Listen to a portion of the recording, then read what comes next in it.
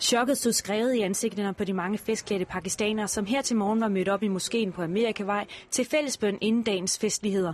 Første tanke det er bare, at der er nogen, der fyrer noget fyrværkeri af, og så sådan lidt. Men så kan man se panikken brede sig, og folk begynder at gemme sig rundt omkring, altså under bilerne og bag bilerne og bag trappen, og så begynder der at komme over højtalerne i moskeen, at nu skal vi altså lukke dørene, og det er nogle store porte, hvor vi skal lukke dørene, fordi at der er skud.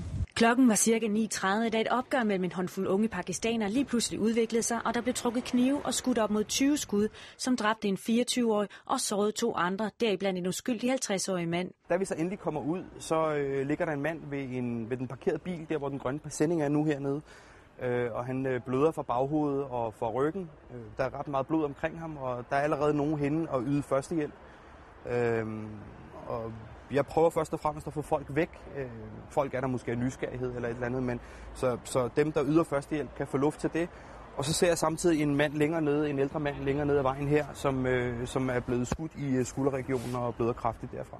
Drabet fandt sted i et ellers roligt kvarter på Vesterbro på Amerikavej, hvor moskeen ligger oven på en tæppeforretning her for enden af gaden, som udover lejligheder også huser flere virksomheder og ikke mindst daginstitutioner. Der kunne snilt have gået et par pædagoger med en 6-8 børn. Det kunne da have endt galt. Den dræbte 24-årige er selv tidligere dømt for drabsforsøg. Politiet mener ikke, der taler om et bandeopgør. I stedet betragter de det som et personopgør. Kilder i det pakistanske miljø mener, det er et opgør om narko, men det kan politiet ikke bekræfte.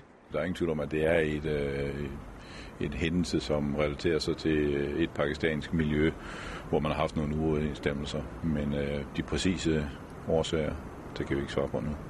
Ude foran moskeen har dagens skuddrama sat følelserne i kog. Det kan måske sammenlignes med en juleaften, der bliver smadret, fordi at der er en Anders Breivik-lignende person, der går amok. For os nu er den her dag ændret til en tragedie for at være en festdag.